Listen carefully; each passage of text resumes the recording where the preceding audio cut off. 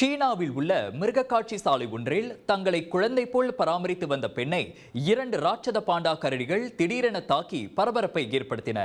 இதனால் அலறிப்போன பார்வையாளர்கள் பயத்தில் கத்தி கூச்சலிட்டனர். சாங்சிங் மிருகக்காட்சி சாலையில் செவ்வாய்க்கிழமை அச்சம்பவம் நிகழ்ந்தது. வழக்கம் போல் அந்த பாண்டா கரடிகளுக்கு அப்பராமரிப்பாளர் உணவளிக்க சென்ற போது கூண்டில் இருந்து ஆக்ரோஷமாக வெளியே வந்த அவை இரண்டும் சேர்ந்து அப்பெண்ணை கீழே சாய்த்தன. அவற்றில் ஒரு கரடி அப்பெண்ணின் கணுக்காலை கடிக்க முயன்று பின்னர் தரையில் விழுந்து கிடந்தவரின் மேல் ஏறியது. இரண்டும் சேர்ந்து அப்பெண்ணின் கழுத்தை கடிக்கவும் தலையில் கீறவும் தொடங்கியதால் பெரும் அச்சத்திற்குள்ளான அவர் அவற்றின் பிடியில் இருந்து தப்பிக்க கடுமையாக போராடினார். ஒரு கரடி பின்னர் ஓடிவிட்ட நிலையில் இன்னொன்று அப்பெண்ணின் சட்டையை பின்னால் இருந்து கிழித்து விட்டது.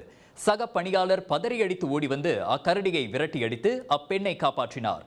நல்ல வேளையாக அப்பராமரிப்பாளருக்கு சிராய்ப்பு காயங்கள் மட்டுமே ஏற்பட்டன.